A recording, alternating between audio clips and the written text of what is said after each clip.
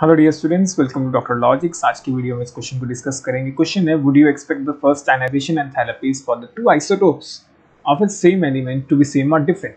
बच्चों देखो, जो आइसोटोप्स होते हैं एटम्स ऑफ सेम एलिमेंट, जैसे कार्बन के दो एटम्स हैं, atoms of same element having same atomic number तो इसका सेम होता है बट डिफरेंट मास नंबर इसके चेंज हो जाते हैं। क्लियर? एंड आयनाइजेशन एंथैल्पी हमने दो फैक्टर से कंपेयर किए।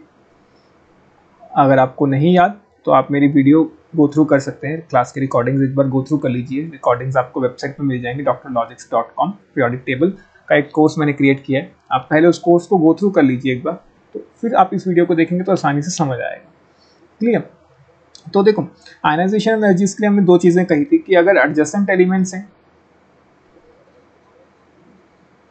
तब तो चेक कर लो इलेक्ट्रॉनिक कॉन्फ़िगरेशन।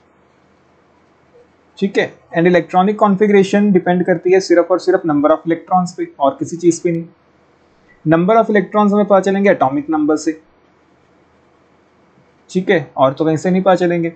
तो क्योंकि आइसोटोप्स का एटॉमिक नंबर सेम है तो इलेक्ट्रॉनिक कॉन्फ़िगरेशन सेम होगी, तो अगर वो एडजेसेंट एलिमेंट्स होते तब आयनाइजेशन एनर्जी सेम रहती। क्लियर?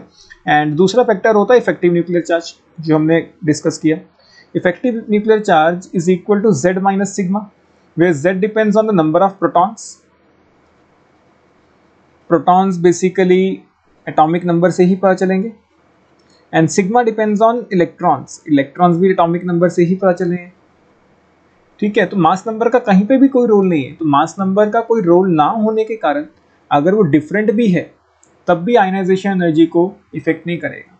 तो अगर मास नंबर डिफरेंट है, मतलब आइसोटोप्स हैं, तब भी दोनों की जो आयनाइजेशन एनर्जी रहेगी दिस विल बी सेम। क्यों? क्योंकि मास नंबर का कोई रोल ही नहीं है कहीं पे भी आयनाइजेशन एनर्जी में।